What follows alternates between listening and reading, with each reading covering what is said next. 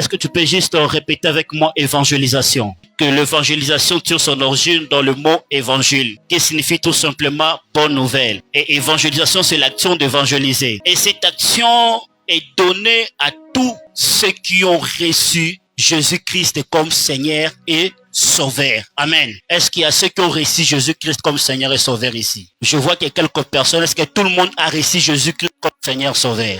Gloire à Jésus. Une fois que tu as donné ta vie à Jésus, tu peux répondre à cet appel. L'évangélisation, c'est pour le fils et fille de la maison, parce que ceux-là ont vu et ont senti. Ils n'ont pas seulement senti et vu, mais ils ont aussi goûté que le Seigneur est bon. Psaume chapitre 34, verset 9. Il dit: sentez et voyez combien l'Éternel est bon. Heureux l'homme qui cherche en lui son refuge. Alléluia. Alors ce soir, il faut que je puisse contextualiser le terme évangélique actuellement, je dirais que c'est juste une communication que les chrétiens font pour annoncer la bonne nouvelle. Dans un autre contexte, on peut dire en réalité que cette communication est en réalité un témoignage qui exprime notre personne de la part de Dieu. Vous savez, ce qui te poussera à aller annoncer que Jésus sauve, c'est d'abord quand toi-même tu sais qu'il t'a sauvé. Ce qui te poussera d'aller prêcher quelqu'un la bonne nouvelle qui est désespéré, c'est que d'abord toi-même tu étais désespéré, Dieu t'avait sauvé. L'évangélisation est un témoignage que notre cœur exprime par rapport à la capacité de Dieu, par rapport à ce que Dieu a fait avec nous. Tu ne peux pas influencer quelqu'un si toi tu n'as jamais été influencé. Alléluia. Alors vous m'excuserez. Je ne parlerai pas de l'évangélisation ce soir comme un service que tu dois rendre à Dieu, comme un service que tu dois rendre à une église. Ce soir, j'aimerais parler de l'évangélisation comme un témoignage réel de ta personne. Vous savez ce qui s'est passé dans Jean chapitre 2. En réalité, Jésus était obligé d'évangéliser. Comment ça fait-il que de l'eau, dans quelques secondes, est balouquée comme un vin? Et les grands buveurs de vin sont venus goûter. Ils ont dit non, ça c'est le bon vin. Alors j'aimerais présenter l'évangile ce soir comme un vin, comme la parole de Jésus-Christ. Ceux qui sont ivres, qui peuvent exprimer le sentiment que l'ivresse peut donner. Alléluia. Ces hommes qui ont goûté au vin étaient près des premières personnes qui ont évangélisé et annoncé le nom de Jésus dans leur contrée. Alléluia. Je ne sais pas l'âge qu'ils avaient. Peut-être qu'ils ont passé 60 ans en train de prendre le vin.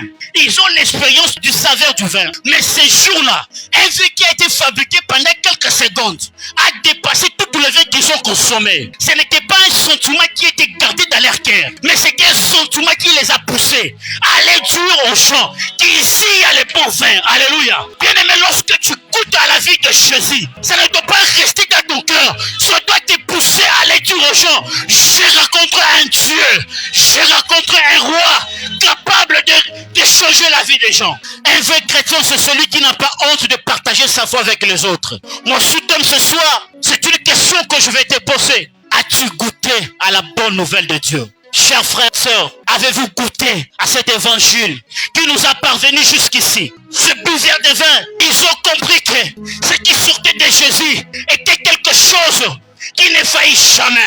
La vie chrétienne que tu as, ce n'est pas une vie que tu dois laisser dans la chambre. Ce n'est pas quelque chose que tu dois les mettre dans un coffre fort. Mais c'est une vie que tu dois partager. Et si vous réalisez, le Marc 16, il dit quelque chose, il dit: allez partout dans le monde, annoncez la bonne nouvelle. Bien aimé, la bonne nouvelle que tu vas annoncer, ce n'est pas ce que nos arrière-parents nous ont laissé, mais ce que Jésus nous a présenté. C'est ce que la vie de la chrétienté t'a présenté. Être un bon évangéliste, ce n'est pas de connaître les méthodes par lesquelles tu dois évangéliser, mais d'exprimer les sentiments réels qui montent dans ton cœur. C'est ce qui fait de toi un bon évangéliste. Ce qui fait que tu puisses avoir ce que tu as besoin d'avoir. Bien aimé, ce n'est pas le fait de venir prier 24 heures, 48 heures. C'est le fait de témoigner avec ton cœur ce que Dieu est capable de faire. J'aime l'attitude de cette femme samaritaine. Cette femme est sortie de chez elle. Elle est allée chercher de l'eau. Parce que dans sa maison, certainement, il y avait une vide de l'eau. Ah, j'aime l'évangéliste Jésus. Alléluia. Il regarde cette femme et il exprime de l'amour envers elle. Les gens ont toujours dit que cette femme était jolie. Oui, mais l'amour de Dieu était au-delà de sa bonté. Bien-aimé, tu peux venir d'une famille riche, mais l'amour de Dieu est plus que la richesse. Vous savez, quand Jésus t'a aimé, Il n'a pas regardé les conflits que tu as contre ton ami. Il n'a pas regardé les conflits que tu as contre je ne sais qui. Mais il a regardé son amour pour toi. Mais l'évangélisation n'est pas une question de l'affinité que tu peux avoir avec quelqu'un. Mais c'est de l'amour de Dieu que tu peux manifester envers cette personne. Ne crois pas quand on te dit d'évangéliser que tu es de nous rendre service. Non, non, non, non. Tu nous rends pas service. Mais tu exprimes l'amour de ce Dieu qui t'a créé. Est-ce que j'ai aimé? Elle est sortie avec sa criche qu'elle portait. Mais la Bible dit, elle a déposé, l'a jetée. Vous savez pourquoi cette femme a jeté? Ce n'était pas parce qu'elle était tellement culpabilisée de sa vie. Non, non, non. C'est parce qu'elle a rencontré le Christ qui était la parole. Alléluia. Il a raconté un homme qui avait de l'eau vive. Alors ce Christ n'était plus important. Il n'avait plus besoin. Parce que sa vie était devenue une source. Ah, je peux dire une source, ça peut être limité. Mais sa vie était devenue un océan.